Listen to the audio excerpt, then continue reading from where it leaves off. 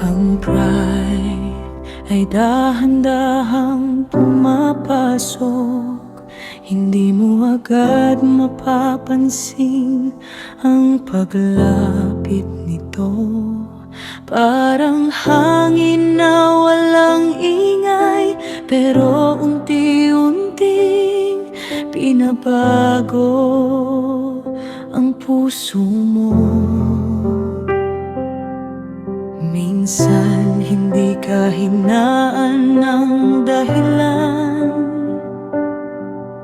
kundi lakas na hindi na nasasandalan.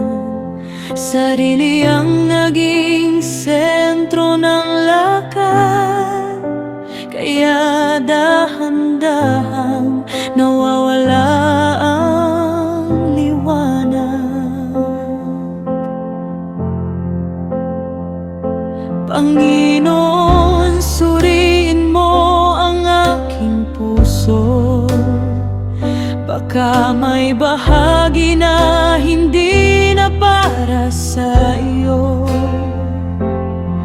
Kung may pagmamataas na aking dinadala, ako'y ibalik mo sa iyong pagpapakumbaba.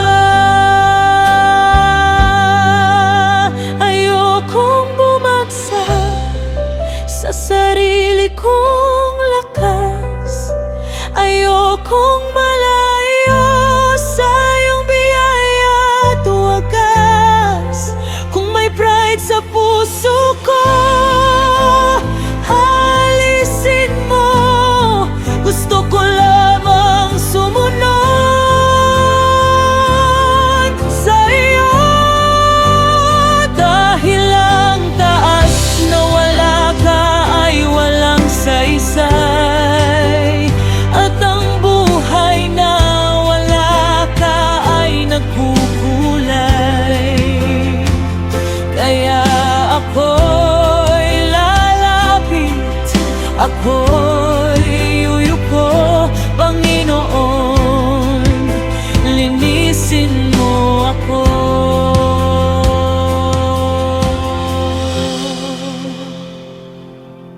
Si Saul ay dating pinili mo,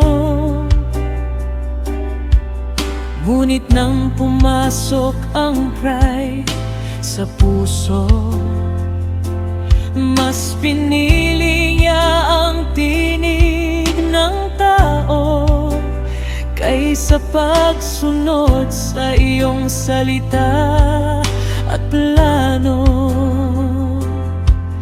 Ganito rin kami minsan, O Diyos, madaling maligaw sa sariling lakas, nakakalimot ng lahat ng meron ay biyaya mong walang hanggan. Kapag ayaw ko nang tumanggap ng saway, kapag ang puso'y nagmamatigas at sarado, ikaw ang humahabol sa akin, Ama, at ako'y ibinabalik mo sa totoo. Ayokong managsak sa sarili kong lakas.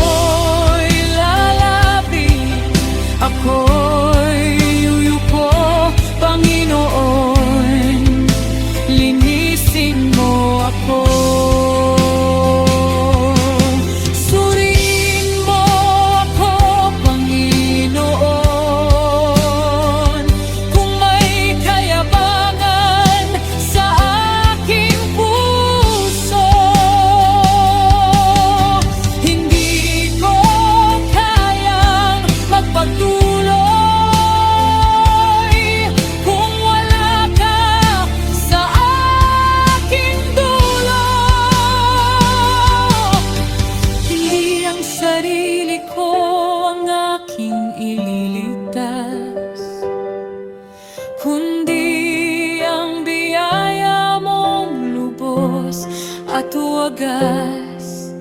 Ako'y yuyuko, ako'y magbabago.